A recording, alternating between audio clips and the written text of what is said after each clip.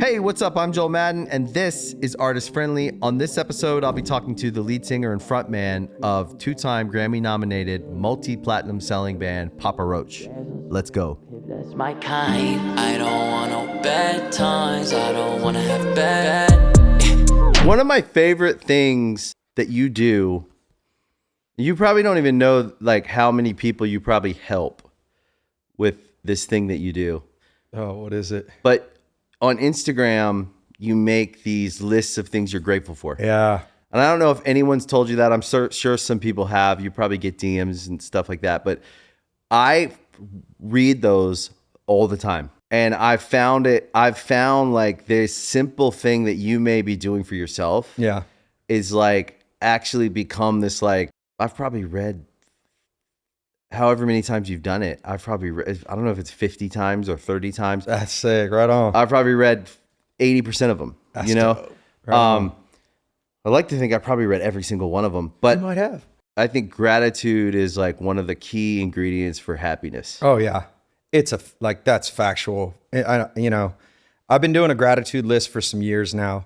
Some sober friends of mine back in the day had suggested that I become part of this gratitude list. And so I did that, and it was an email chain going around for some years. And it's just been part of that habit for me, part of that recovery life. And it is, like you said, man, it is medicine straight up. And, social media can be like doom and gloom sometimes, and at one point I saw my friend Clint, a guitar player for Seven Dust. He was doing a gratitude list. And he was posting it in his stories. And I was like, you know what, man, I'm just going to take my gratitude public. I'm just going to do it because I've been doing it for years. I was kind of struggling with social media and how I would engage with social media. Yeah, like what's your version? Yeah, who am I on this platform, right? Totally, yeah. And, one thing that I've found is like gratitude is it's the medicine. And I see a lot of people out there struggling. And I was like, I'm just going to share this stuff and maybe inspire somebody else to jump on some gratitude, and maybe that's what it is. And so just bringing something positive to the feed, right? And I have gotten a lot of really positive feedback from it, from people and stuff like. And I know it's not like clickbait worthy, it's like, and sometimes I'm in my head, I'm like, oh man, like I'm not gonna go back and see how many people like this. Like just be disciplined about this thing and not let it be ego based. Let it be selfless and honest and authentic. And it feels that way, dude. Yeah, it is. And I just get real with it, man. I throw the real out there. When I started reading that, it was the first time I felt like I really like, I mean, we've known each other over the years for sure. Like no doubt we've spent time together, but I actually felt like I knew you. Oh yeah. It's a deeper look inside. Yeah. I really am like, and especially too, I share a lot about my family on there. Yeah. It's like high on gratitude, right? It's like, of course I'm be grateful for my family, my wife, my kids, this lovely family we got.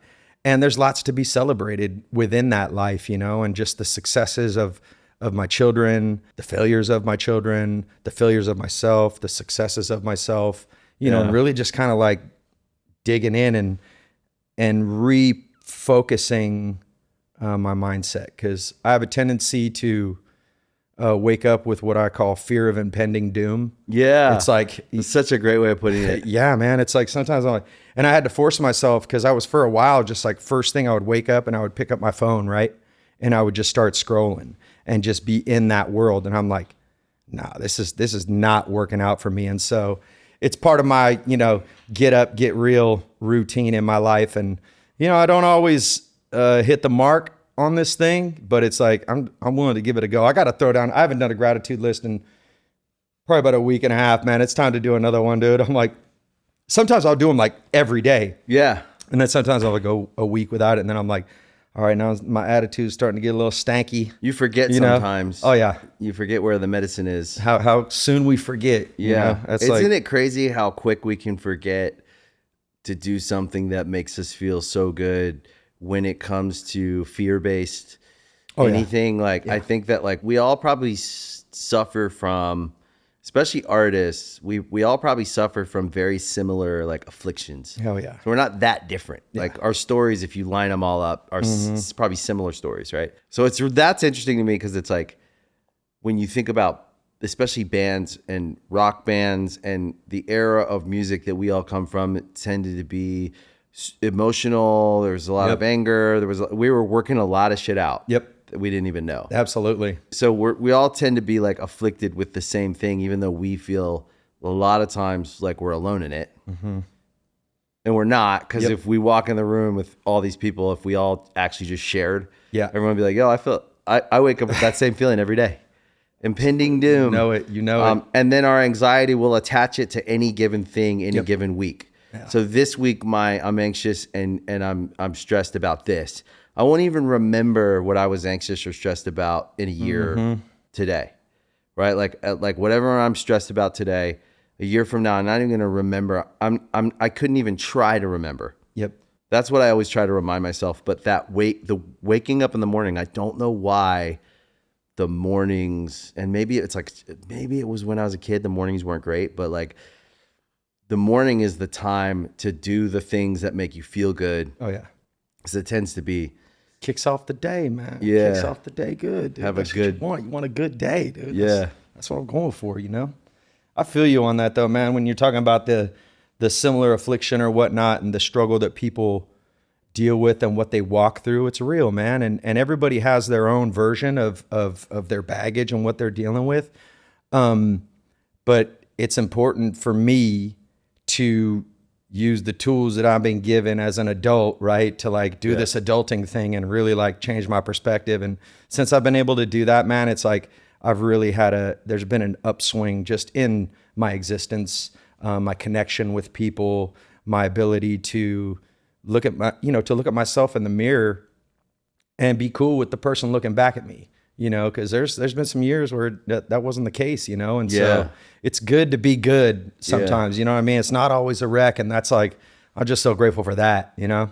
And it's actually, I think it makes a lot of sense to me to hear it from you, because if you look at your success in the world, you could almost track.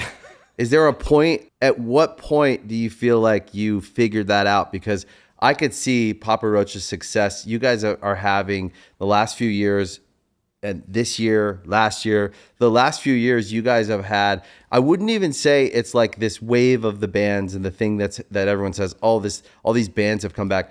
You guys have never stopped working your asses off. Yeah, we've been working hard, man. But you could argue that Papa Roach is bigger today than you've ever been, and that it's this culture you've built, touring and all the things you do.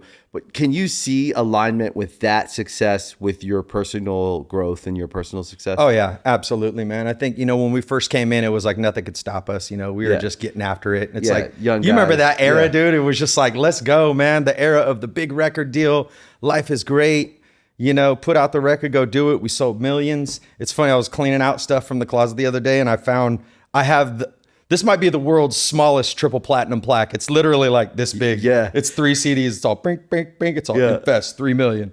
You know, but then in the process of going and becoming successful, I got loose and reckless, man. I got really into drinking and partying, and that was just, it ruled my life. And, you know, I think my career and my life reflected that, obviously. You know, it's like the success of the second album wasn't so big, and the genres were changing, and, you know, the Stripes and the Vines were coming in. It's kind of that era. Yeah, well, you could say it wasn't as big as that first shot out of the cannon. Oh, yeah. But that's actually, if we stopped and we said all things being like nature, that's actually a natural. Yeah. Like, we don't know it at the time. We're like, why didn't the second album, the first album? I know. And it's almost like we didn't have like a sound mind sometimes sitting with us going, no, this is actually a process. Yeah. Like, it's going to do this and then this and then this. If we stay on track, but you work hard, you play hard, and then you live harder, in those moments of like, how do I make sense of this and how do I deal with this, all this? First of all, I'm just trying to wrap my head around being someone in the world when I wasn't a year ago. Yeah, and then I'm also trying to wrap my head around what it means to like be able to like live a life that feels like I'm at Disneyland. So I feel like I hit the lottery. Yep. We know now we didn't hit the lottery. We worked our asses off. Absolutely. Yeah. But, true. But it wasn't like some luck. We can say, oh, I feel lucky. Yeah.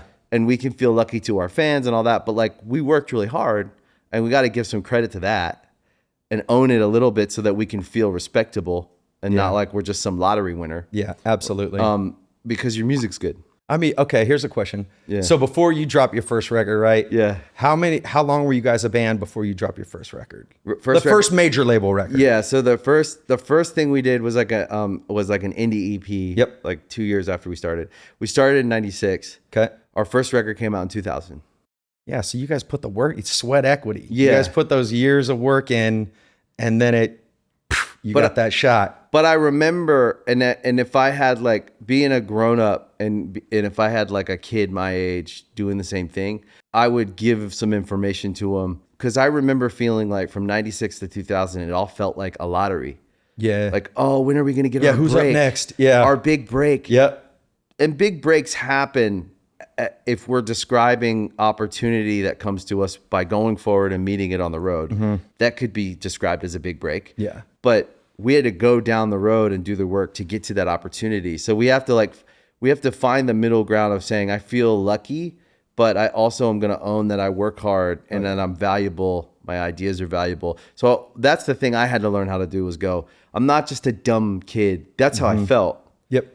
And that was the work I had to do after, making sense of the success of it, where I did for a long time just I felt like, oh, I just hit the lottery.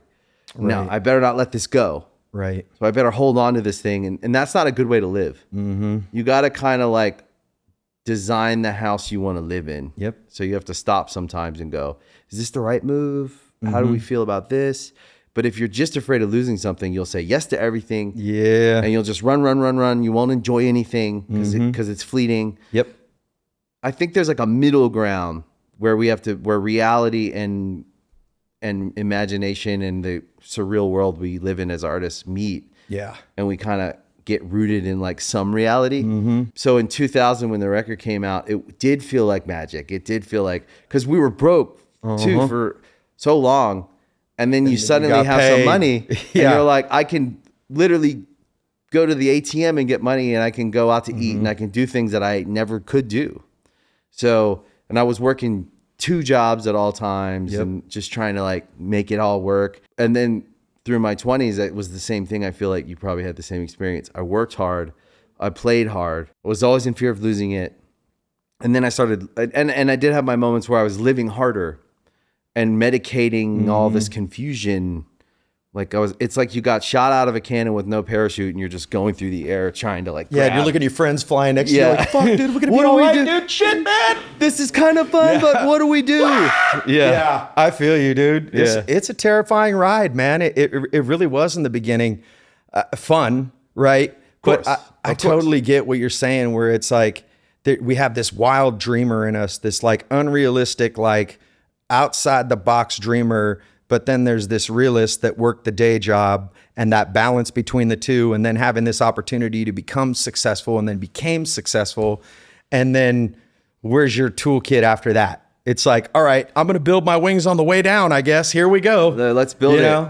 Yeah, man. We didn't have anybody around us, man. We were, we watched some of our friends, come up and then become even more successful, and their trajectory was this. And I'm like, oh, well, why did our second record have to flop? And I'm like, dude, we sold almost 1 million records and it was considered a flop. It's kind of like, and it was a cool record. Yeah. Thank you, man. Which maybe appreciate it. And which, like, you never know the value of things until later. Yeah. So like, would you go back and change that second record? I don't know if I would.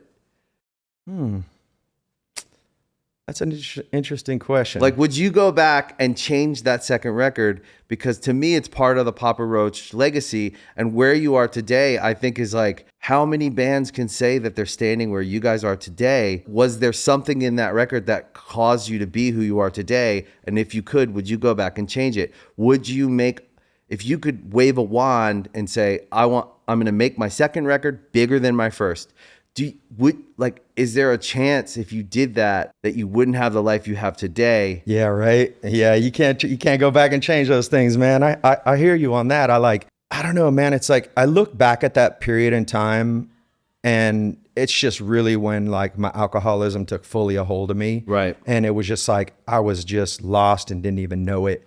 And so it wasn't like I was phoning shit in, you know what I mean? I was never doing that. It was like I would always get on stage, throw down and do the deal, but it was just like, it just kind of felt like I was floundering a little bit like that.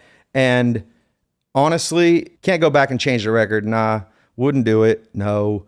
But maybe some of the lifestyle choices I was choosing at the time. Sure. But, you know, I had to take the lumps that I had to take to figure it out. You know what I'm saying? Like, I had to fall down the stairs, bang my head, break my arm, bust my head, you know, to go, all right, maybe this ain't right.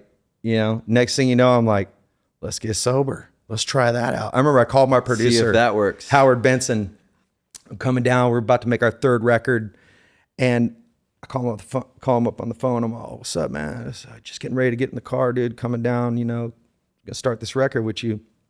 I'm letting you know, man, like, I'm getting sober. Today's my first day of sobriety. And he's like, you're fucking doing what? He's all, that's what's wrong with all you fucking rock bands now. Getting sober. You want to live longer. And I just was like, I'm fixing to come fucking beat your face in, motherfucker. I'm getting on I-5 now. I'll be there in a few hours. Like, fuck you. You know, he hit my buttons, you know, but then I think that process with him, and I was just like a raw nerve, honestly, like of years of just getting after it to just going, all right, I'm gonna try to get my life together. And making that record, it was a battle. And he really drew I believe some great performances out of me and the band. And it was a very inspired time. And, you know, that was like, all right, coming off this maybe failed record, and then we're about to release this next one. We got dropped by DreamWorks at that time. We got shuffled over to, what was it? Geffen, I think, at Geffen Interscope. And it was an uphill battle over there. It was like, because we were watching like 9 Inch Nails get dropped, Marilyn Manson get dropped, it was quite Weezer get dropped, Jimmy, we're like all these bands. We're like, okay, I guess maybe we're next. And then we sold like 1.5 million records, and they're like, no, we're going to keep our hands on you for a little while, guys. Yeah. You know, so it doesn't always work out the way that I plan, but you know, when I make plans, God laughs. So yeah. You know what I mean? Is there a song on the third record that you feel like captures that time in your life that you still like feel connected to in a way that feels like special? Absolutely. The song Scars. Oh, dude, one of the greats. Yeah. What a song. Man. Thank you. That song it just was so different. And that's the path that I was on in my life. I was like, I am reinventing my life, period. And I remember Jerry and Tobin sent me the demo for it, and it was the chorus was in a major key. And I never really sang on major key stuff. It was always minor and heavy and dark, and you know, that wasn't my cup of tea. And then I was like, all right, I'm gonna give it a shot, you know. And I was feeling inspired at the time. I think at this time The Used was out. They had just came out, and they were fucking killing it. I was a huge fan of those guys. Yeah. And a lot of their stuff is major key. Yeah. And I was inspired by that. And I'm like, all right, well, cool. Like, let's just see, like, give it a go, you know? And it was like just skyscrapers shot out of the speakers. You know what I mean? Like, after we cut the vocal, did the song, we were all like, this is so different. I don't know if our fans are going to love it or hate it, but I love this. We're onto something here. And I remember when we turned it into the label, Jimmy Iovine at the time, is he still in Interscope? No, not anymore. He's at Beats, Apple. Yeah. All right. So he was at Interscope at the time. And sorry? He's on a boat. Yeah, he's on a boat. Yeah, he's out there floating on a boat. So he heard the track and heard the song Scars, and he was like, I don't know, man. I feel like you guys need to go back into the studio and recut it and make it kind of more in the vein of It's Been a While by Stained. And I was like, I mean, that's a great song. I love that. That's an awesome song, but it just doesn't feel like it's in the same lane. It's like, that's totally acoustic. This has got a beat. I'm like, this was kind of one of our first forays in the music business where the record exec was like, nah, I don't think you got it right. I think you need to go back in. And at this point in time in our career, I'm like, you know, I'm willing to play ball, because usually I'm like, fuck you. Yeah. So we go in the studio, we cut what proceeded to be the single-handedly most lackluster, average white guy rock drivel that we've ever recorded in our lives. It sounded like just bad Nickelback, like just dime store Nickelback. It just was bad. you know. Nickelback, they write hits, they're great, you know what I'm saying? But they just missed the mark. I remember carrying this thing into the studio or into the label and turning it in, and I was just like, in my mind, I'm just going, dude, if you like this, I have no idea. You just ain't got no fucking taste, man. And turned it in, and he was like, you know, guys, I think you're right. Like on the first version of the song, I think that's the money, right? Let's go with that. And we went with it, you know, but it was one of those experiments that we took the suggestion and it didn't work out right. So we went with the OG shit. It's a legacy song. Absolutely. It's so cool to hear that, to hear you say that song, that you connect to it in that time in your life, because it's such a important Papa Roach song. Oh yeah. And a lot of times we'll get like resentment towards our big songs, or right. Find artists do that sometimes. Yeah. And it's almost like a rejection of like people's love in a weird way.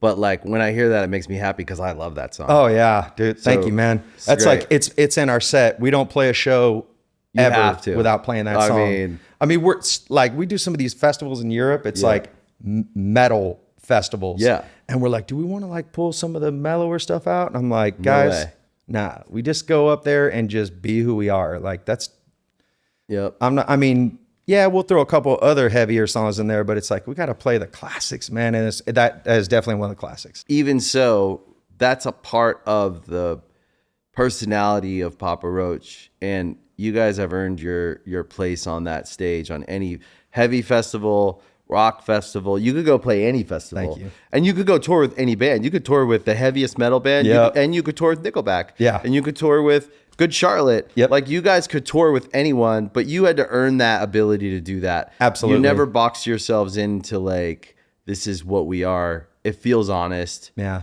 And I'm really happy for you guys. Appreciate it, man. It's a good place to be in, honestly, right now with the band and what we're doing and what we're up to. You know, it's like we've had some interesting highs and some interesting lows, right? But it's like in the industry that's forever changing, and we've watched it, these different amalgamations of the music business, right? When everybody was getting fired, and then they were like, oh shit, what's the music industry now? Because everybody's file sharing. You know, well, now it's like the Wild West. All right, we're going to start our own label. So we got an imprint on on WIA, and we resurrected our imprint, New Noise. We signed Alien Ant Farm way back in the day. Yep, I remember that. To a deal on DreamWorks, and we just resurrected that name because all the filing and paperwork was all done. We're like, fucking less hassle, dude. Let's just go New Noise. Yeah. And so we've been running that, and it's been through the pandemic. Like it was the beginning of that phase for us. And we had been with Better Noise for 10 years at that point. And we took the temperature in the music industry, and we're like, do we want to go sign like a normal deal? Nope. We know too much now. Yep, exactly. We're like, you met the wizard too? Yeah. Yeah, you know what? I'm all. I saw behind the curtain. Yeah, I realized also, oh, fuck, I'm a wizard. There's no one there. It was me the whole time. Yeah, you know what I'm saying? You know what I mean? It's wild when you meet the wizard and you realize you were the wizard. Yeah. That's great. I love it. I love that you met the wizard too. But that's the thing I think you learn with age and experience. Yeah. Is it's not that I am against the institutional side of the music business at all. Good partnerships work great. Absolutely. And good teams work great. Yep. So I'm not I'm against the thugs. Yep. You know, and I'm against the liars. Yep. And I'm against the thieves. So preach. I want the young people that are coming up and making art to understand the value of them and the power of them. And then in partnership, in concert with really great people that work hard. Yep. The experience I had was I didn't know if I had a choice. Yeah. I just wanted the success. Yep. As I got older, I realized like, oh no, like people design houses they want to live in. We should design lives we want to live in. Yep. We should design careers we want to live in with as much care as we design a house we want to live in. Yes. And I didn't know how to live in a nice house. It took me a long time to learn how to live in a nice house because I didn't really have nice houses. We were always moving. And I'm grateful to my wife because she had a way of going, hey, slow down. Which one do you like? And I'm like, I don't know. I like them all. Yep. And she's like, I get it. But which one do you like better? Yes. Because better is better. Yep. And we get used to better fast. People always get used to better and then they don't want to go back. And if we can if we can make our lives better, our careers better, we won't want to go back to worse. Yep. Absolutely. And better is better for everyone. Like if I'm thriving, our relationship is going to be better. Yep. If you're thriving, my relationship with you and your relationship with the world is going to be better.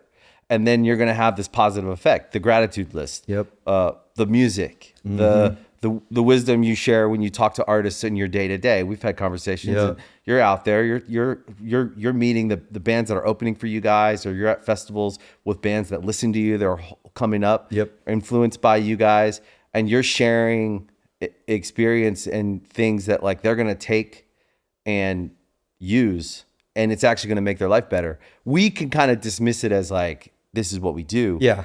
But actually, like, it's therapy, and not everybody can go to therapy. Not everybody has the resources or the know-how or the ability to find someone that they click with, because that's also a personal relationship.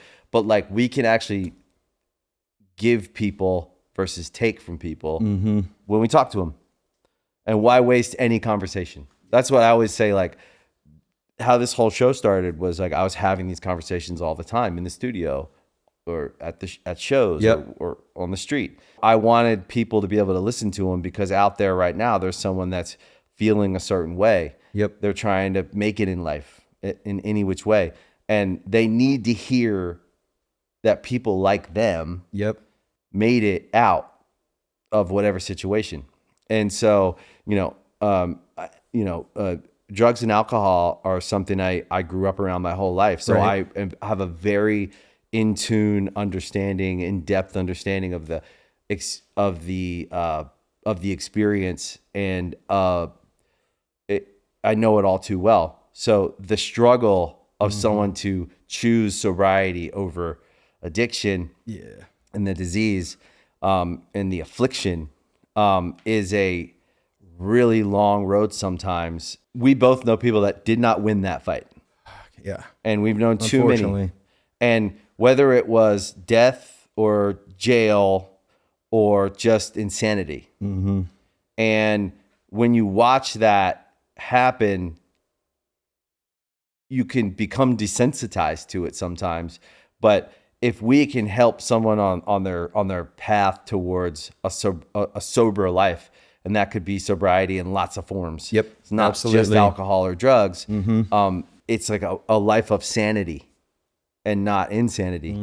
And I have to remind myself that sometimes, because every now and then I'll meet a kid who I know hasn't arrived there yet. Right. And I'm like, man, I want to run away because I don't want to live through this again. Yeah. But then you kind of like go, well, no, this is, I'm going to be a positive influence in this person's life. And as long as they want to get that, I'll always be there, like, in that way. I'm not going to participate in their sickness, but I love that about you, man. I think that's dope, dude. I think that carrying that spirit out there in this world of going, hey, young grasshopper, let me show you the way. Like, that's what's up, man. Like, that is it's important to be there for each other. I think that message it survives the ages. You know what I mean? Yeah. It's like looking out for your people. It's important. Looking out for our neighbor. It's important. And I've experienced that in my life, right? Where somebody else has been like, hey man, let me show you the way. Like, this ain't it. Yep. And that's been an interesting experience for me, because part of me inside is like fighting it, right? I don't want to change. I don't want to grow comfortable in this like insanity, in this crazy place, right? Yeah. But it's like you suffer long enough, you realize like, all right, cool, I got to let go. And when I did the work and let go of some of that stuff and allowed my higher power to work in my life and flow through me, there was magic there, right? When this fella was walking through this madness with me, going, "Yo, Kobe, we're gonna get you out of this. We're gonna become a better man, a better human, a better friend, a better husband, a better musician," And that's like, I've had a few men in my life assume that role, and I am just forever grateful to those people, And I have a tendency to sometimes shut down and isolate after tours. Yeah. You know, I just got done with a long tour, came home, and I'm just like, man, I just don't know if I have it. I'm just kind of, I'm done, you know? And sometimes just knowing that when to go, all right, I just kind of got to go dark for a little while. You got the and gas just tank's reboot. empty. Yeah. You know what I mean? And so I think that wisdom, as you're speaking of, it's like slowly I'm starting to grasp pieces of those over the last like 10 years. And it's put me in a place where I'm like, okay, cool. I feel all right. Yeah. It is kind of experience though that teaches you like this moment doesn't define the whole.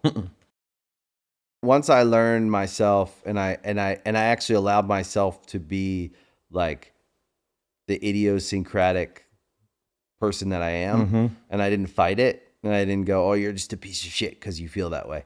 Or I was going, no, this is just a moment. I gotta just be in this moment and like and see what's up. Yeah. And then also that this moment doesn't define the whole of the time. Thank God, right? Yeah. And this mistake doesn't define me as a whole or this win. Right. So on both sides of the pendulum. Yeah, right. Right. Because if the win defines me, unsustainable to think that I'm going to replicate whichever win it is at that moment again and again and again. So that's an unsustainable version of me. Dude, I've seen people do that, man. And it's like, how? You know, guys like Floyd Mayweather, right? Where they're just on this run and they're on this run. And it's like, eventually you're going to see them fall. Right? I want to know. That's why I like talking to people. Yeah. Because there's guys who can just hit the baseball. Yep. And they just hit it really well. Yeah, right. And then I wonder, like, do you do everything in your life that well? Because if they do, that's great. But I always wonder, like, and then I also have to go back to me and go, like, well, that's just, I am just what I am. Yep. And like, what if I learn to just kind of feel that I'm good enough right here as I sit, and that I'll have my wins and we can celebrate them. Yep. But then I also have to like go home and wash the dishes and participate in. You wash dishes? Yeah. Yeah. Take the trash out. That's right. Drive the kids to the thing and like participate on both sides of that, and like find the balance of like, I want to win just like everyone else. I want to win as much as possible. Yes. I want to win like Nacho Libre wants to. I want to win. Yes. I want to win all the time. Yep. I wake up every day excited to work on the things I'm working on. And then I got to find that balance of like, but I also have to do real life as well. And then and if I come to terms with like actually what makes me valuable and special is who I am really in the world, not who I am over here when I win and the world perceives me to be something. Yeah. Right. And it's great to stand on hold a trophy up. Right. That's a great feeling. No doubt we should celebrate that, but then we should also, I think, the gratitude list, find the gratitude that we get to like participate in real life as well. Yep. And I think that was the journey for me, was figuring out how to like be at peace with the wins and the losses and as I perceive them. Oh yeah. In the music. 'Cause I think we're competitive guys. Oh fuck yeah! I'm wanted to play football, wanted to play baseball, ended up in music and treated it sometimes like it's a sport. Like I just go for it. Got an idea, I'm going to go for it. Yep. Learning how to embrace the competitiveness and enjoy it versus feel tortured that like and then also like be in my real life every day and actually be able to feel it and live it and learn how to live a real life. Because also when you tour, you get into this like bubble of like, it's like Peter Pan. Mm-hmm. There's no real life. You're not really accountable for anything. There's people that do stuff because you have like tour managers and you're backstage. Here's your laundry. What do you want to have for dinner tonight? All right, we'll get that. Okay. Yeah, because you're out there and you're working a schedule, and so everything is laid out in a timeline, and you don't have to think about where you're going or how you're getting there because you're on this Groundhog's Day every day. And then you come into real life and sometimes you just feel like, what do I do? Yeah, I'm in that transition right now again. I was, coming Takes off. Yeah, it does, man. It's coming off the road. It's been like a 2-year run for us. And I was trying to mentally prepare before I came off the road. Yeah, smart. My friend, Chad Gray, singer from Mudvayne, he came out to our show in Vegas and I saw him after the show and he just kind of was a little choked up, man. I was like, what's up, dude? You good, man? And he's like, yeah, dude, I'm just like, I miss it. And I'm like, what do you mean? He's like, I miss the stage, dude. It's like, I see, because he had been out there touring and forever. He had come home for a while and he had been, and I was like, yeah, man, maybe there's like a hobby or something you can. And as I'm having this conversation, all that's happening is I'm going, oh, fuck, I'm about to be off tour. What the hell's my hobby? I'm giving this dude advice. What the fuck are you going to do? You know what I mean? Do you have a hobby? No, I'm trying to figure it out, dude. My kids, being dad, That's a hobby. It's just my lifestyle. As far as hobbies go, I mean, I don't have one. I mean, skiing, I like to go ski. That's cool. Maybe Hard to do all the time. Art. Yeah, I can't ski all the time. And plus it's like dangerous. My body is my instrument, you know? Mm-hmm. And I don't want to break myself, but I got to be able to enjoy myself too. You know, but I'm just in that like transitional, I'm about to be off the road for some months, maybe a year. And I've been touring for fucking ever, as long as I can remember, right? And yep. It's how do I maintain this life without driving the people around me fucking mad when I'm off the road. Yeah. Right. And so I don't know, we're going to do some writing, you know, we're going to get creative, you know, over this year, and I'll find ways to occupy my time. Maybe I'll become a barista or some shit. I don't know. Yeah. I started, dude. I'll be out there roasting them beans. It's not a bad hobby. You know, again, one that you can only really do a couple times a day though. It's short lived. It's 5 to 10 minutes. True. I started playing Fortnite with my kid. You want that Fortnite grind, huh? Yeah. I gotta say, it's a good hobby. Are you in? You're like committed? I'm not a gamer. Neither am I. But I really enjoy like play. I like playing when he'll play with me. Sometimes he's really good. So how old's your little guy? He's 14. Oh, dude, you teenager? Yeah, he's not all right. little. There we go. He's not little. Yeah, I'm in it too, man. He plays baseball, and that's cool. I get to go watch him, you know, play baseball. And all right, that's what's up. And you doing travel ball and stuff like that? Yeah, travel ball, all that. I did all that with my boys. Not baseball though. That's a good, and my daughter dances, which is a good way to spend time. Yes. Go drive her to dance or watch her, you know, her competitions. Hobbies are definitely important, but like, I do find it's very hard for me to find something that captures my attention. Yes. Long enough. Yes. Where I don't turn it into like some kind of game that I'm playing, and then it becomes like an competitive. Yeah, and then it's like all of a sudden it's the same thing as what you're doing in your career. Yeah, I know, dude. It's that competitive nature in us, man, that just drives us. I want to compete at the highest level. Yep, that's fucking right, dude.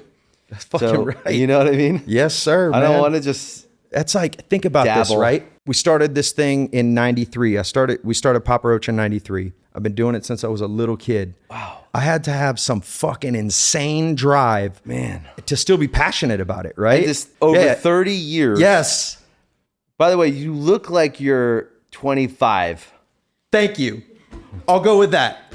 I'm not 25. My back does not feel 25. Feels like 25-year-olds are standing on it. I get it. You know what I'm saying? Yeah. It's all good though. But appreciate it. To survive 30 years of this insanity that it is sometimes, and to be able to go out there and, you know, of course we all had the experience when we first got into the theme park. Where we just ran around and ate everything and rode every ride.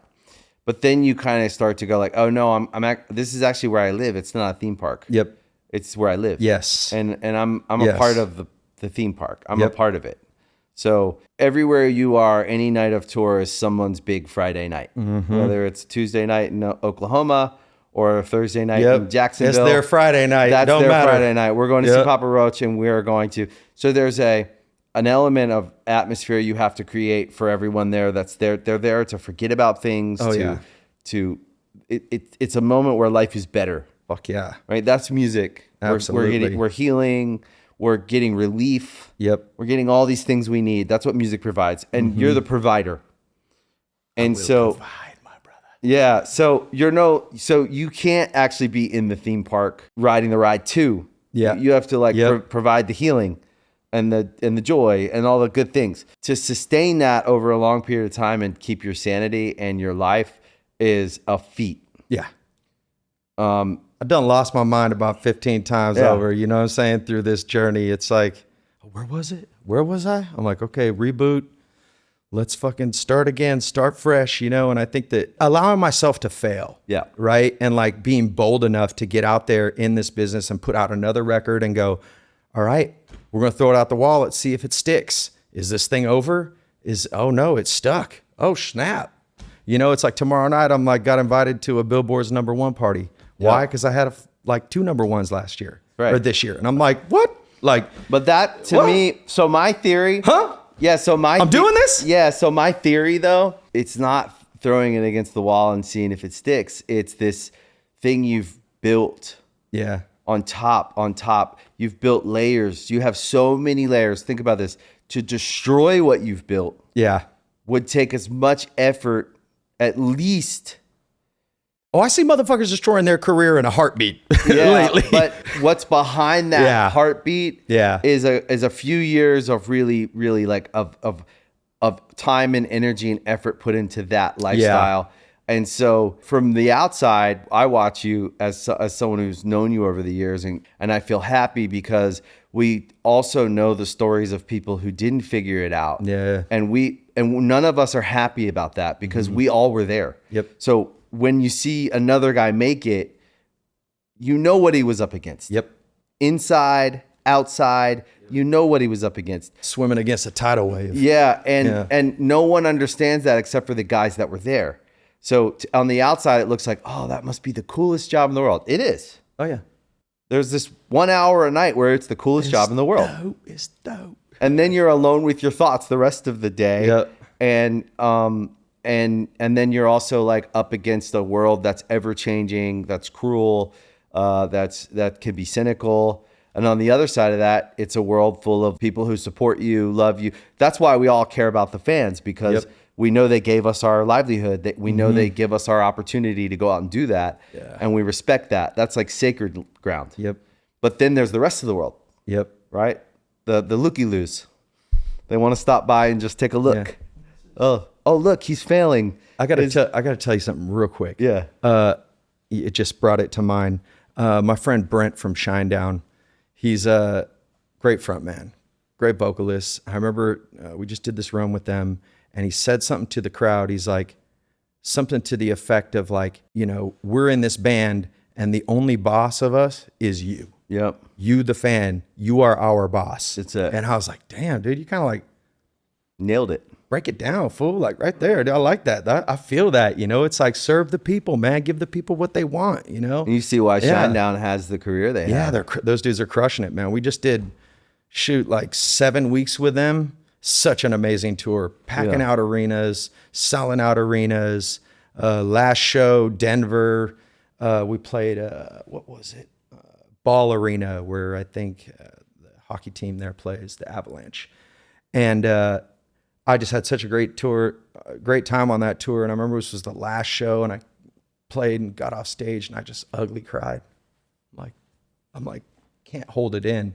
My wife's like, "Are you okay?" I'm like, oh man, I'm gonna miss this. Like it just all kind of set in real, you know, in that moment out there on the road. And, you know, to circle back to that statement I was saying about Chad, you know, it's like, I just kind of was like, oh shit, here comes life. Yeah. Like all of a sudden it's I'm waking up again. It's morning, fear of impending doom. How am I going to do this? The dream is over now. Yep. Got to figure it out, dude. Pull up your big boy pants, dude. The honey-do list is long. Get to work. You're doing it. Oh man, I'm telling you, I had blisters. They had finally healed. You know what I'm saying? Because, you know, I like to work with a shovel out in the yard, you know? Yeah.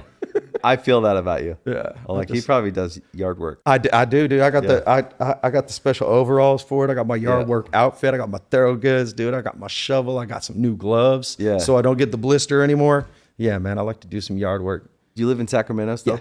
Cool. Yep. Stayed in NorCal, man. Just it's home. I've considered moving a million times over. And our village is tight, man. My folks are dope. My brother, he's got 3 kids. My wife, her family lives there. It's like everybody's there. So like when we roll out to like one of the kids' games, right? Like my older son Jagger, when he was playing varsity football, there'd be 30 of us just rolling deep. We're bringing the cowbells, screaming, hooting and hollering for our boy on the football field. Like, so it's tough to trade that in. Yeah. You know, that's the stuff that I'm just like, that's the real shit. Yep.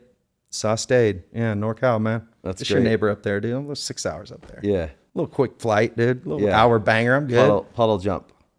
That's great. Yeah. Is Jagger still playing?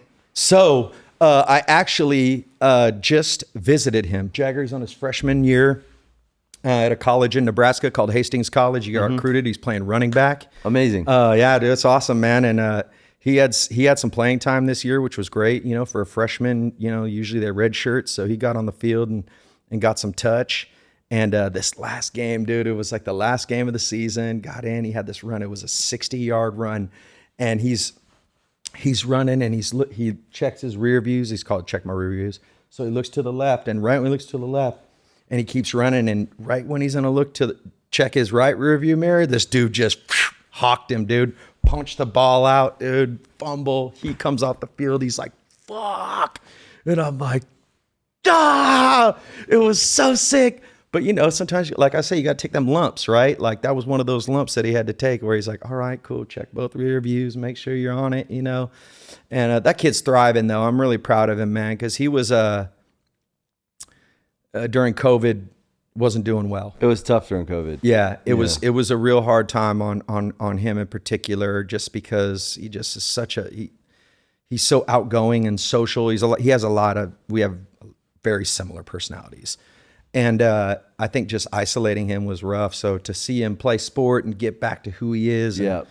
I mean, I will say this one thing though, as the pandemic had us locked up, that kid wrote so much music.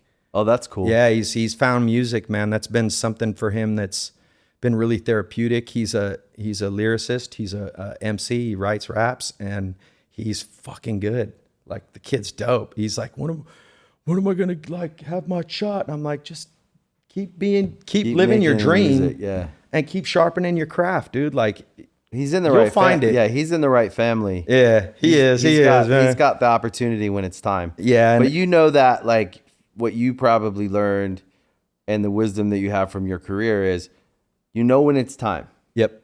Because once you step out into this, yes, you can't go back. Exactly. You can't turn it off. Yep. And who are you when you first come into the business, right? Yep. That's what people grab onto that. And it's like, what's the first version of, I thought I was ready for a record deal way before I had a record deal. You know what I mean? I was like, what do you mean fucking, I'm at the school talent show, dude. Like, I don't have the record deal yet. Yeah. Unrealistic. That's fine. But it's interesting to be a father of a son that wants to be a musician, because part of me just wants to just be like, no. Yeah. Fuck this. There's more landmines than there are pots of gold. It's a rugged one. And we'll see how that plays out in his life. You know what I mean? Whether it is his path or whether it isn't, I don't know. But I do know that the kid's talented and is passionate about it. Do your kids have any interest towards music at all? Yeah. My son also, it's funny, COVID, I think, was a part of this. Right. But so he's like your son, he likes to get physical, play sports. Yeah. He plays baseball, he boxes, he does things that are it's cool. And if he doesn't get to do that for a long enough period, he'll get down. He'll get depressed. Yep. You know, and then he got into making music and producing, making beats and stuff. He's very good. Same mentality though.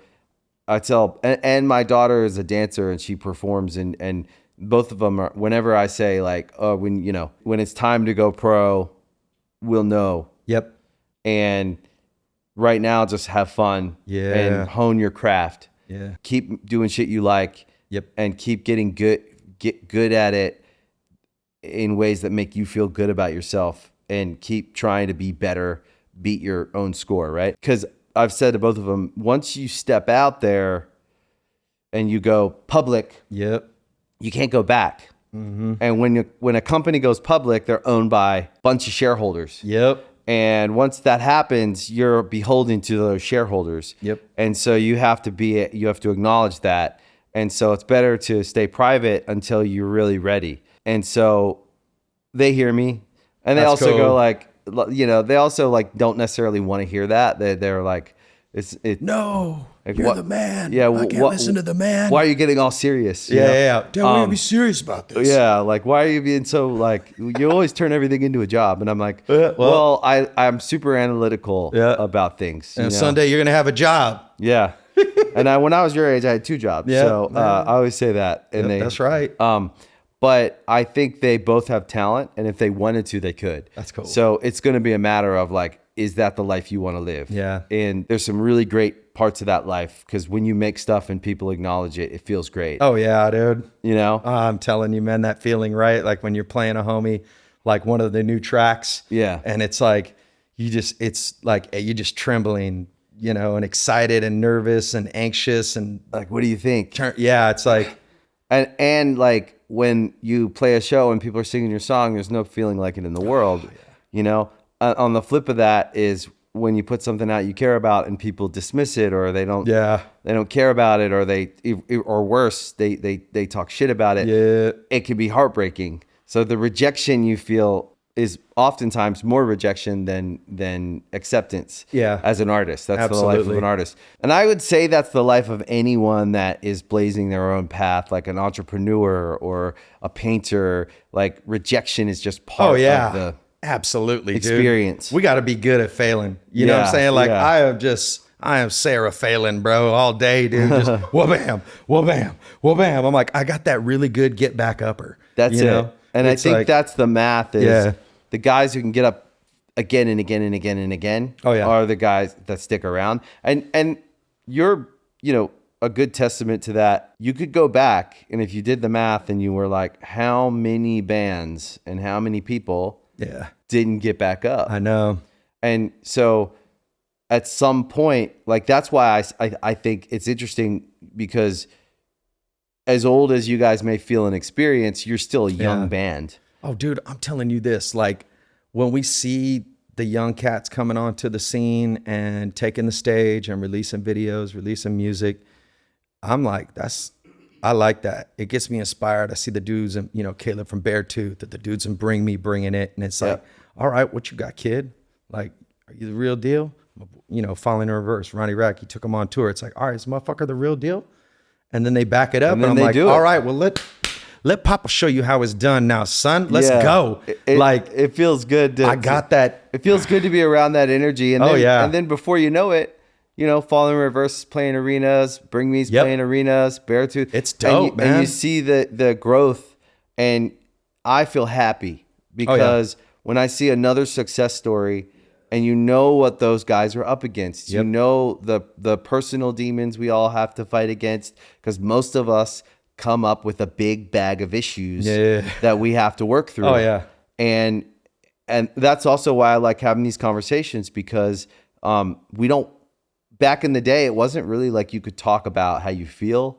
Yeah, it wasn't. This shit wasn't normal. When I we were was younger. even like, "Fuck that! Stop complaining." Yeah, you know what I mean? totally. And then I started to realize it's not actually complaining; you're actually just making sense of it. Yeah. So that you can be a healthier person. Yeah. And isn't it a good thing to put good things into the world? Oh yeah.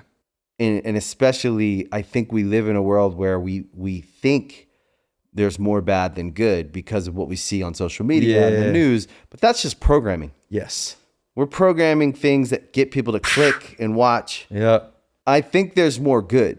Absolutely. Dude, there's so much great in this world, man. It's like you just got to get out there and go see it. Go get it. Get outside your door. Walk outside your front door and go see it. Insert yourself into environments that you're not necessarily comfortable with all the time, but it's like, all right, let me go see what the world is outside of my thought bubble. Or not even your thought bubble, like the program, right? Yeah. Oh, wow. You just nailed it with that. I mean, that's some real shit. It's just programming. I've spent a lot of my time over the last few years deprogramming, honestly. Yeah. Like it feels like that's my process essentially is there's a Snapcase record called Progressions Through Unlearning. Yeah. And that title in itself is so true in my life. It's like these things, these habits that I gained, and some of them good, a lot of them bad. It's like, how do I progress? Well, I gotta carve that out. I got to etch that out. I got to ditch that. I got to dice that up. I got to keep this part cool. You know what I mean? And I think that process is, it's something that's the reason why I'm still here doing this, is because I have the desire to do to evolve, to change, to thrive, to inspire, to be inspired, all those things, and I'm not done living. I think for a while I kind of got a little complacent for a minute, I felt creatively, and I had to shake things up with the band, and I'm grateful we did. Burnout is a real thing too. Oh, absolutely. You know what's trippy though, man, is because it's like I've physically have been burnt out from tour, but creatively, it's like there's this thing in me that I know when I get into the studio with my boys, it's about to fucking go off. Yeah. I'm excited about that experience where I stand right now. Yeah. Because I know creative burnout. I know physical burnout. I know emotional burnout. I know spiritual bottom, dude. I know all that, right? And it's like to be in a space where it's like, all right, I'm shutting the door on that, but I'm inspired to move on. That's a fucking that's a cool place to be. We're about to beginning of next month, we're going to come down. We're going to do like a week's worth of writing with the band. Sick. And so we're going to start doing like little time capsules. All right, we should get together for a week, write, see what happens. Get together for a week, write, see what happens. And I don't know, man. I got a lot of things still to say, I think, as an artist. And especially right now, we have a current single that we're working right now. We just dropped this track, Leave a Light On. Yep. And I was so passionate about this track. It almost got overlooked on the record as far as being released as a single. And we went on the Shinedown tour and we started playing it and people were just feeling it. And I'm like, all right. Is that connected to suicide prevention? Yes. Yeah. Yeah. I was going to ask you about that. Yeah, man. So we started working with the AFSP. Yep. And right now, suicide attempts are at an all-time high. Crazy.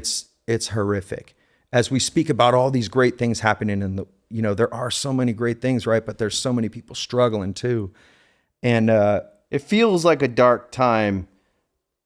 And so when I say even the programming of it all is, it can get us all down. So when you say that to me, as sad as it is, I'm not surprised. Yeah.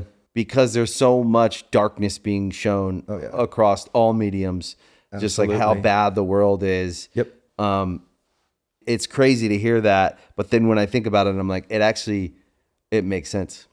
I mean, really what it is though, man, is it's like, it's a hand reaching into the dark and grabbing onto somebody that's willing to fight for themselves, and I was just telling the crowds every night, I said, hey, we all stand here as a testament of people willing to get up and fight the good fight for ourselves, fight for the people around us that we love, and that's what this is about. And that's what the AFSP does. Yep. They're just like picking up that phone going, hey, let's talk through this. Let's work this out.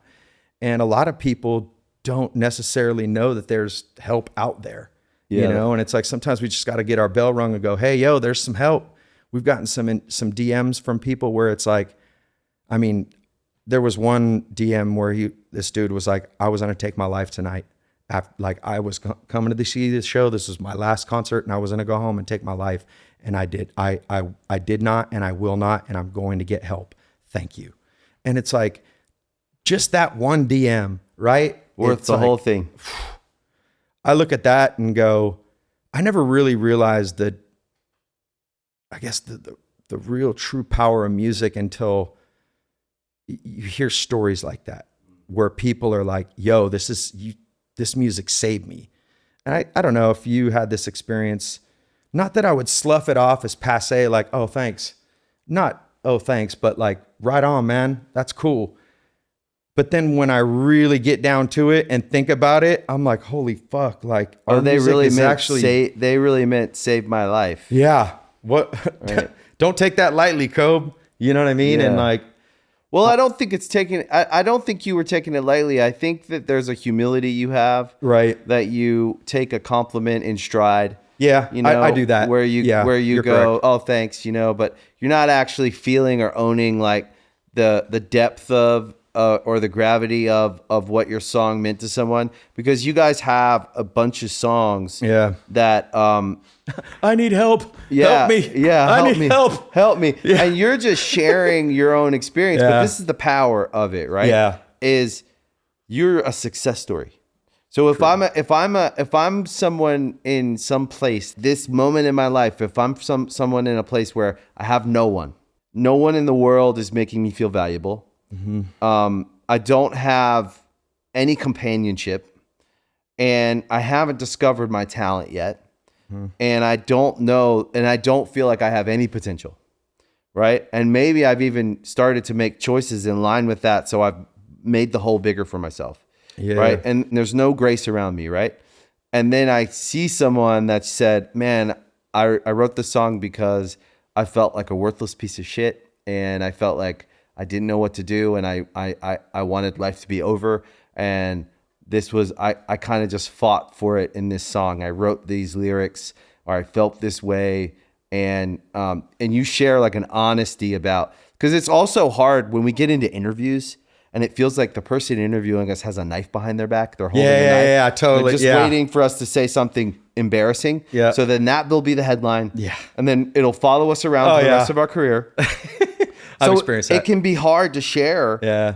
And be vulnerable. Yeah. But when we buck against that and we do get to share, and then there's someone out there that we don't even know, we've never met them, we don't even know they're listening, and they hold on to that and they listen to the song, and then they come to the show, and then they leave the show feeling better, and the next day they get up and they're for that one day they're looking for the positive in life. So we do get what we look for in life. Yes, absolutely. Yes. Right? We get, if we go through the forest looking for bears, we'll find them. Yep. If we go looking for berries, we'll find them. Isn't that trippy? Yeah. Like, it's like look for red cars, we'll see red cars. Yep. Right? So the symbol of your band becomes a positive thing. And then every time they put that record on, it's a vibration they get on. Yeah, there's strength in it. They start to head in a positive direction. You don't think about that when they say, hey, your band saved me. You're just like, oh, thanks. I appreciate that. Because I'm still working on my own self-esteem. Yeah. So I can't even take that in. I can't even take it in when someone says like, oh, that, Good Charlotte, it saved my life. And I'm like, oh, thanks. And I go, we didn't save their life. They saved their own life. Now, that's true. They did have to make the decision to get up. But the music was the symbol to them. Yep. It's the bat symbol, right? It stands for something. It stands for something bigger and aspirational. Like I was just like you, and I fought and I worked and I kept showing up and I kept getting back up, and I figured it out enough. And then now at this age, I can kind of articulate it a little better, and I can say like, oh no, I was someone you would have bet against. Mm-hmm. When I was 16 and I started Good Charlotte, you would have said no chance in hell. Look at where they're from. Look at those poor kids. They have no shot in this world. Yeah. And then when we made it, you would have still bet against us. You said this industry is going to eat them alive. Yeah, right. Or they don't have the talent. And it might have all been true, but we kept fighting, fighting. And now here we are as, fathers, and we don't have it all figured out, but like we can get up every day and at least show up. Absolutely. And keep trying.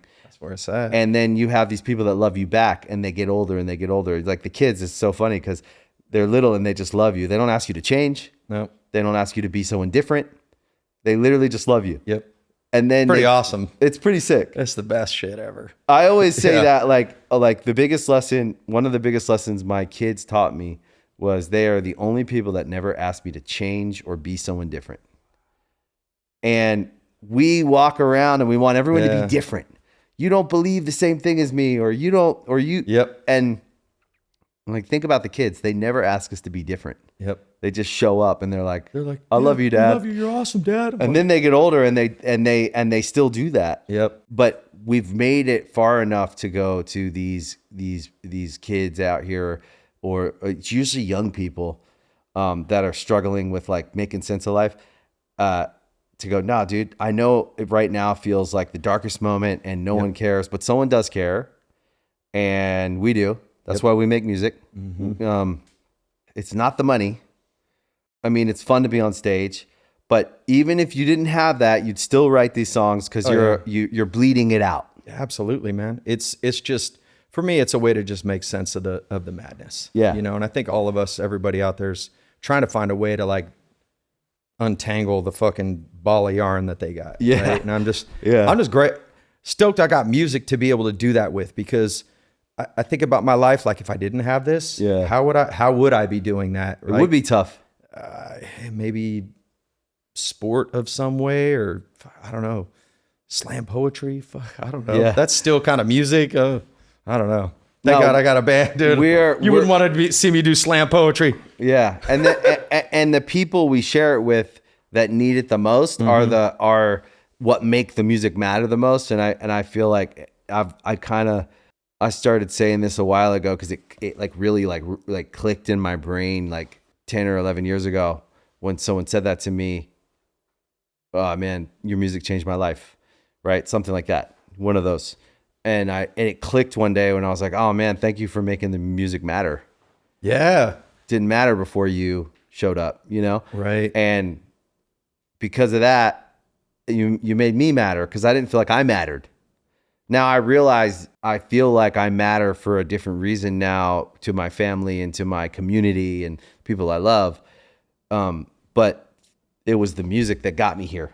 Okay, here's a question. Yeah. What was that music when you were younger? What was that band to you? Rancid. All right, there we go. They made me feel like they were badass. They're still badass. And they made me feel like I could do anything. The way they dressed, the way they carried themselves, I just felt like powerful. Fuck yeah. You know, when you're a kid and me and Ben, I remember feeling like I always felt like in danger. I always felt like I couldn't protect myself. Right. I was little and I didn't have a lot of strength. I wasn't like a big guy, and our dad was gone, and it was a rough time. And I remember listening to Rancid, just feeling like no one could fuck with me. And I remember that was one of the biggest fears I had was I went out into the world and in any different scenario, and I always felt like anyone could fuck with me. Right. And it was a tough place, and it was kind of like people. So Rancid was one. A lot of rap. I listened to a lot of rap. Okay, cool. All right. Loved Cash Money and No Limit. Okay. And I liked Bone Thugs and Harmony. Oh, I fuck with Bone Thugs hard back in the day, dude. I liked Eazy-E. Oh yeah. I loved Tupac. Yeah. Lots of rap and lots of punk, and then a lot of radio. Like we started on the radio, so like a lot of rock. Yep. So like I loved Alice in Chains. Loved you guys. Thank you. Man, when your first single came out and it was everywhere on rock radio, like on alternative radio, and it went to the moon. But yeah, that thing was. But for the kids that were listening to the alt rock stations, you know, it was like Green Day and all this alternative, and that '90s. Think about this: there'll never be another time like the '90s when that rock it was such good rock and roll. Or rock music. Yes. And you guys were there for it. It was a good time, man. It was a good time. There was a lot of doors you guys opened, bringing that heavier, angrier. Oh yeah. Rock to the masses. That a lot of bands. We were on TRL. You're on TRL. You know what I mean? It was like, what? And what a lot of bands get to exist in spaces because of all the bands from the 90s. Yeah, man. 90s was a great time. I remember going and seeing like Rage Against the Machine. It was, dude, I saw Rage Against the Machine at the 930 Club. What? Yeah. Oh, that would have blew my mind. That was sick. 930 Club is that's an iconic spot. Do you remember the HF Festival? Yes. So that was our hometown. Yep. So they always had all the bands play the HF Festival. It was like the biggest festival of the year for rock. Alice in Chains. Did they do it at RFK Stadium? Yeah, one RFK year? Stadium. It was always like 70,000 plus people. We played that one. We played one of those. Yeah. I saw you guys there. Yeah, okay, cool. Yeah. I'll tell you a story about that show. So it was at the time, it was on our album, Getting Away with Murder. And it was, we were trying to figure out whether we were going to release Scars or Getting Away with Murder as the first single. Right. And I just was apprehensive about Scars. I'm like, man, I don't know. It's like, I just feel like it's not the first single. I want to come out with something a little more bombastic. Yeah. So I was like talking to Brenda Romano and Gary Spivak. Those were our two record label reps there. They work for the radio department at the label. And I was like, hey, I fucking guarantee you, I'm going to get this crowd to sing along with Getting Away with Murder, dude. Just watch this shit. If I get these motherfuckers singing Getting Away with Murder, singing along by the end of the song, dude, it's gotta be the single. Come on. You know, I'm like, just my pleas, right, to the label. And we get up there and RFK, right? Never played the song live before. It's never been heard before on the radio. Stadium. Sing that song. At last audience, I give it to the crowd, and they're like, "Getting away with murder," and I'm just like, I look back, I'm like, it could be the single, right? It was the single. That's dope. Yeah, I was at RFK. I was there. Yeah, I was that's cool. Probably singing along. Let's go, dude. Yeah, because those shows were wild. Oh, dude, The mosh pits insane. were. It wasn't like, not to say the festivals now don't have mosh pits, Yeah. because the heavy rock festivals do, but like now it's like a festival culture where it's more like a Coachella or a Lollapalooza, Yep. where like it's a broader audience that's coming and they kind of listen to everything. Yep. But that festival was like, Let's fucking rock. We love punk. We Rock. love rock. We love metal. and at that time in the 90s, music was a lot more classified. Oh, yeah. So you listen to this kind and you go to these shows. Yep. And it was quite a time. And those shows were wild. And those were some of the shows that made us want to be in the band, and that was it. That was the time. Deftones for me, man. I was going to see Deftones at Cattle Club. Amazing. Small club here in Sacramento, or not here in Sacramento, but back home in Sacramento. And I just remember seeing those dudes on stage, Chino and the boys, just my going God. for it. And I'm just like, this is what I want. I want to do this. This is it. I see it. Goats. Yeah, totally. I think Chino might come on Oh, really? this show. Yeah. Dope. He's cool. He's a good dude. I've never really gotten to hang out with him. I haven't gotten to. He's a real one. I met him once or twice, but I never gotten to hang out with him. And I'm a huge Deftones fan, obviously. Like that new one he dropped with For Crosses, sick. Invisible Hand, I think Invisible Yeah. Hands or something. It's dope, dude. I Sick. heard that. I was like, all right. I texted him instantly. I'm all, nailed it with this one, bro. Like, score. He's one of the goats. Yeah, he's an OG. I'd make an argument that you guys, Deftones, when I think about bands that I would go to today and see. Right. In the 90s, it was just wild and fun. Yeah, And you're like, yeah. Holy shit, I've never seen this before. Yep. And then you go through this time in the mid 2000s where like EDM really popped off and streaming started, and it was almost like everyone was like, rock is dead. Yeah. People And were I never- spouting that off. Yeah, and I never thought it was, but I didn't know what would become of it. Yeah. And then it's not that it's come back around, because the bands were still touring and the shows were still good. Yeah. It was just the mainstream consciousness of Yep. like what we're consuming as a mass group of people. It was like they'd forgotten that the best live shows are a great rock show. There's really hard to replicate that. It's a wild There's thing. energy. It's a wildfire. To it. It's a feel, man. And Papa Roach, Deftones, Incubus. I saw Limp Bizkit, I want to say like 2 years ago, and I've seen Limp Bizkit before. It was the best Limp Bizkit show I've ever seen. And I was like, how are you doing this? They're ripping it right now. Yeah, they're really ripping it. It's And dope. it's like, oh, these bands get better over time, and you're all still young. Yep. So it's not like I love the Rolling Stones, but everyone's like, I'm more amazed that the Rolling Stones are still doing it. Yeah. and the show's great. Yep. I mean, it's fantastic. But that energy is like it's prime time right now. Oh, yeah. For people to go and experience like a Papa Roach show. I'll tell you this.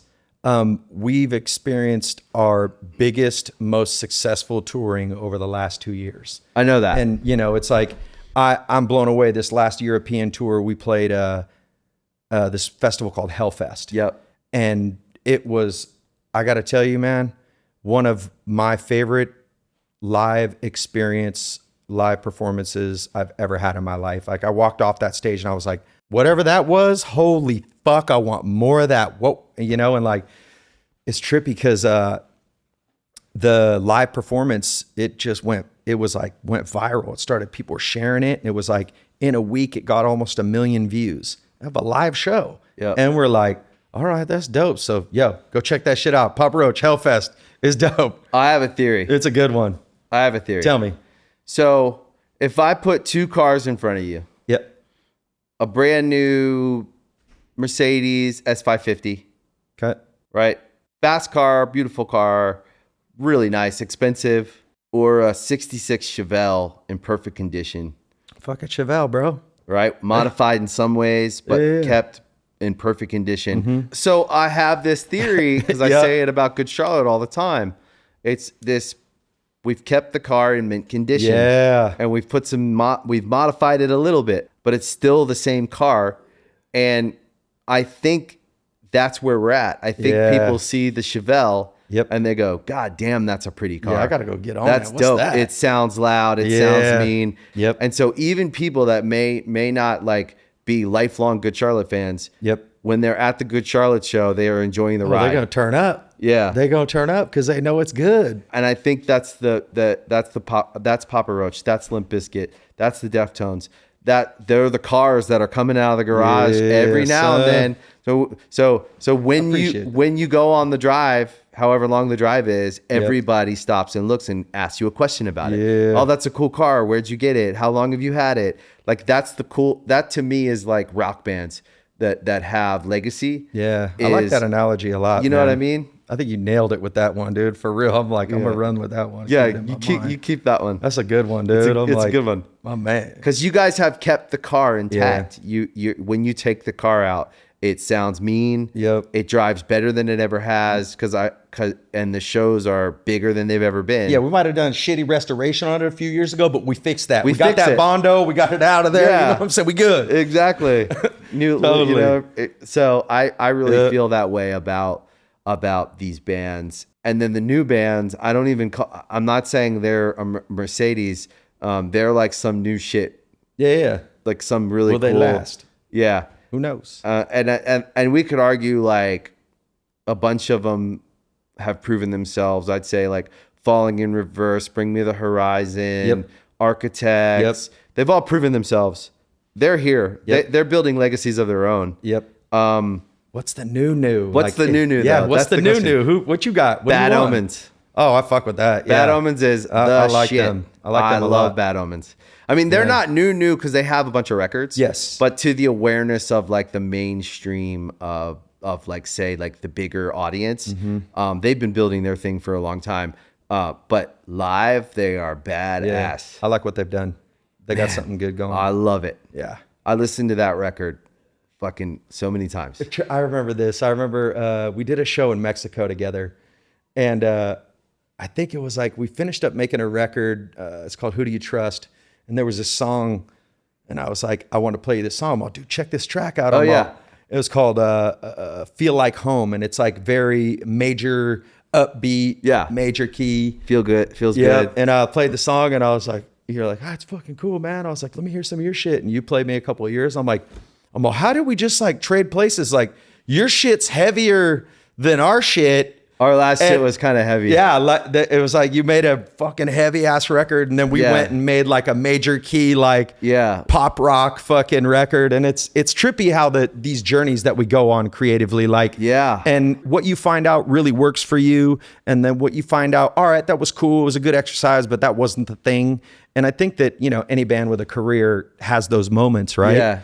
And it was just, I just trip out about that conversation. Well, dude, we just traded places, so man. excited to play you the heavier stuff because I love heavy music. I wouldn't say that. I would say live we've gotten to add a lot of heaviness in spots for our live show, but our records weren't as heavy. Yeah. And I think Generation RX, which is the record I played you, was a moment for me only because one, I was in a spot where I was feeling I had lost a ton of friends to addiction. Yeah. Lots of people went down to pills and to opioids. And it's funny now because we watch these documentaries about the opioid crisis. It was just planned. And you don't even realize like you were living through it. Yeah. And so you saw it happening. Yes. And you didn't know that's what it was when it was happening. And then you go tour and you just see like the residual effects on humanity. And it's like, man. Whoa. And the lives it's ruined. And that record was all around like coming to terms with that in my head of like what I just witnessed for 15, 16 years. Right. And then watching this new generation of artists that, we lost Lil Peep. Yep. We lost Juice WRLD. Yep. We lost all these brilliant artists. Mm-hmm. And it felt like it was just cycling up. Like it was just starting over because they're all so young.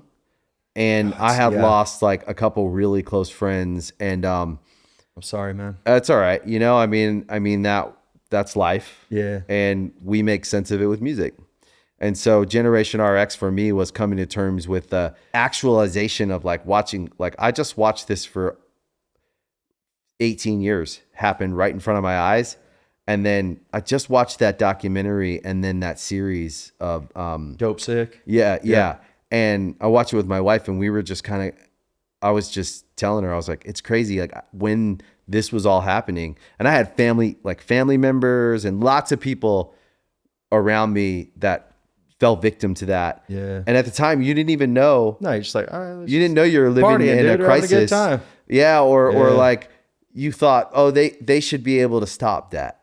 And you realize like it wasn't designed for people to be able to stop. No, never. I feel like that grace is a real thing. Like Grace is a real thing, brother. Yeah. For sure, man.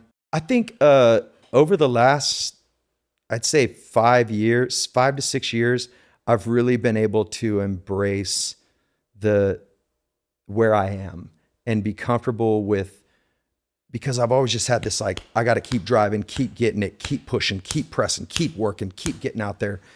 And I think once I learned how to say no and say, no, I'm not going to do that to her. No, I'm not going to do that. No, I'm not going to do that either.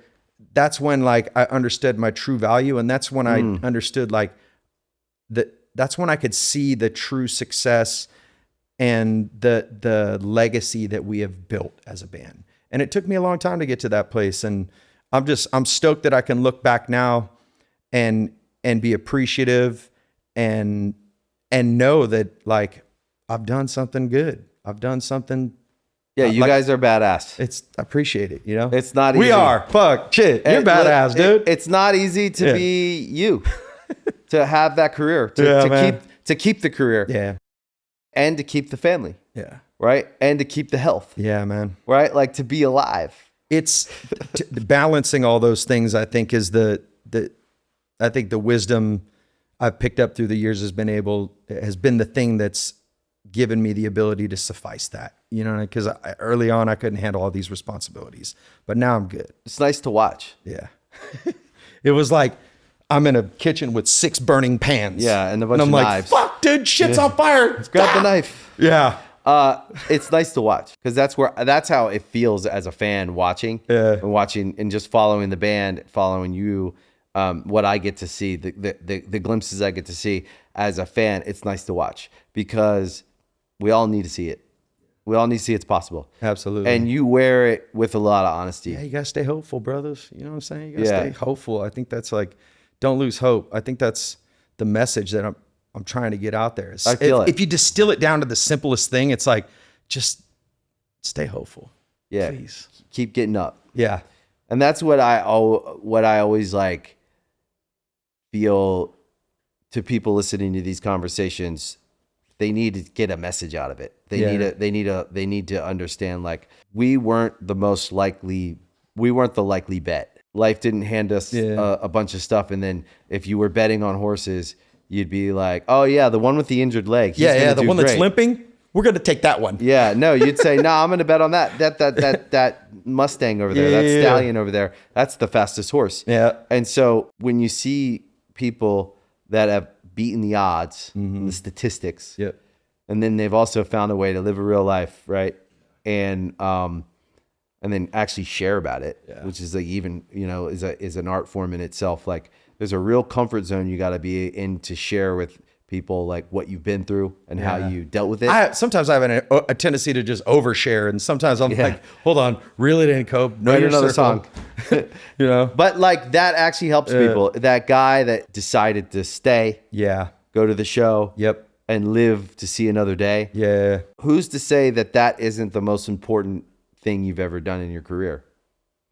We don't know what he's going to do with his life because the human potential is limitless. Yep. And the person that he might help might cure cancer. Yes. Right? Right? Think about that. Like the possibilities are endless of what good can come from the transcendent part of what we do is like wrapped up in something else. Therein lies the beauty of humanity right there, is that ability to like take some bad shit and make it good.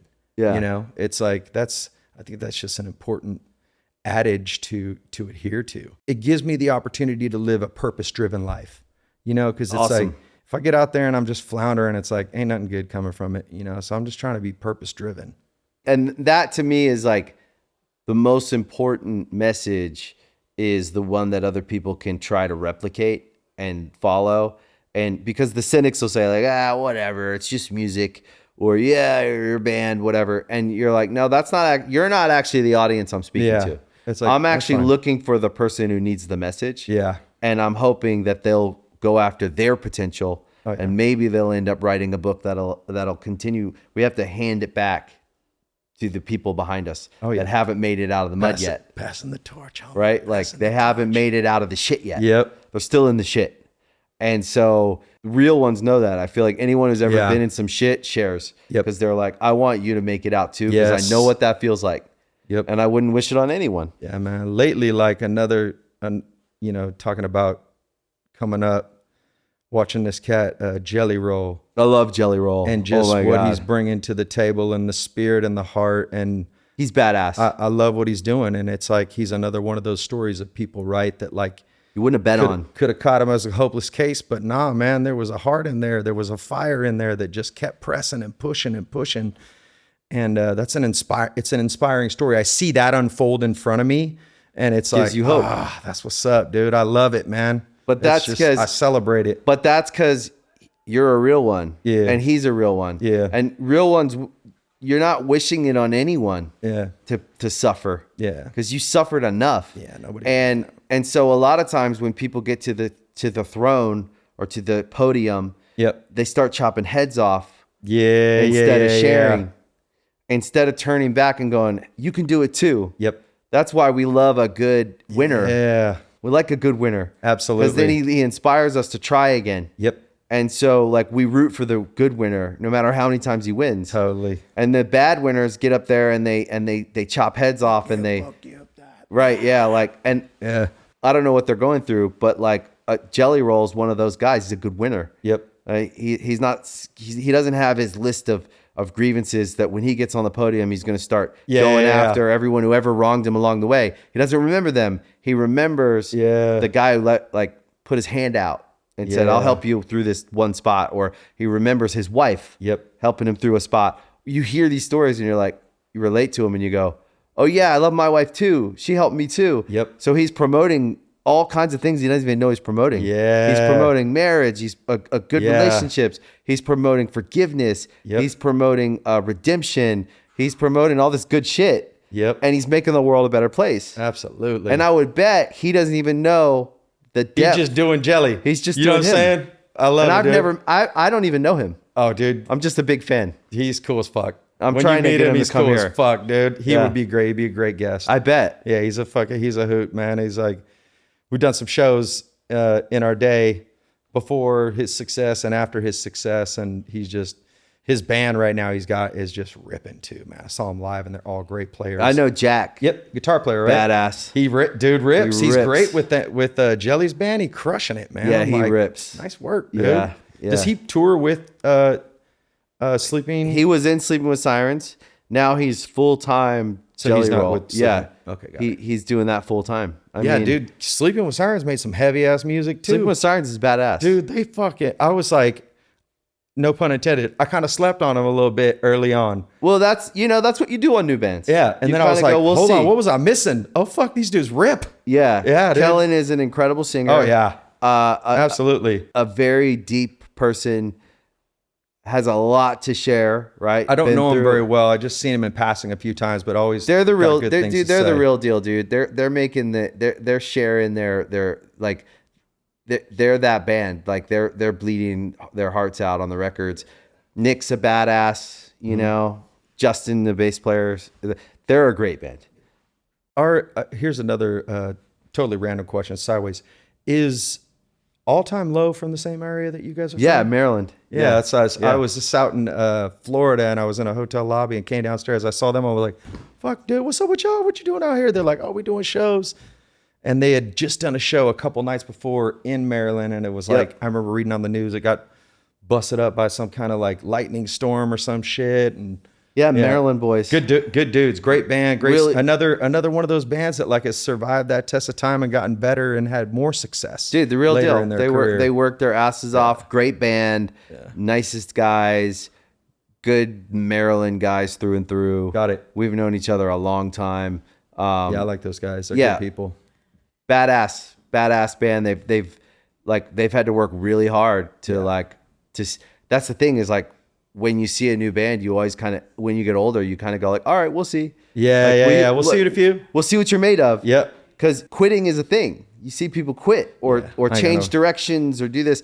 And then you see the bands like All Time Low, they just stick with it. Yep. Keep doing their thing, build. And now, I mean, they're a huge touring band, great songs, and just like good Maryland guys, nice guys. Yeah, good dudes. I got nothing but good. Other guys from Maryland, Turnstile? Yeah, They're from Maryland. Fuck with that band. Badass. They're so. I saw them. I saw them at Coachella a few years ago, and I got up and did something with Emo Night. Yeah. Ended up there, and I was like, I gotta go see this band live. So I roll up, and I'm just hanging out in the crowd, and I see the band they're like rolling their cabs on stage, and I'm like, this is like the old days. Yeah. Like I'm watching this band set up their equipment before they're about to. This is dope. And Cool. they continued to just annihilate the audience, and it was, yeah. Every once in a while, you get one of those bands that come around and remind people that rock music is the fucking best. Yeah. Period. Like they did it for me again. I was like, oh God, these guys are sick. Yeah, you can still start a band in your garage. Yeah. And you can still do that. Yep. And they fucking rip live. So solid, man. They're the real deal. Jacoby, thanks for coming, man. Absolutely. Thanks I for can't having wait me, man. to see what Papa Roach does next. I'm excited to hear these songs in this next record. Oh, it's gonna and be congrats good. on all the success, dude. I mean, I appreciate it. bigger and better than ever. Shit's going really well, but I'm excited for what's next. Absolutely. And I'm Thank you sure so much. we'll on the next cycle we'll likely probably be back out there, do some shows Do together. some shows, bro. Come on. At least see you at a festival. Thanks, bro. Thanks for having me, man. Appreciate it. Thank you for watching Artist Friendly. If you like this episode, please make sure you hit the like button, you follow the channel, and please share it with your friends. We appreciate the support. That is why this show exists, because you listen to it. Thank you guys, and we'll see you next time. I don't wanna have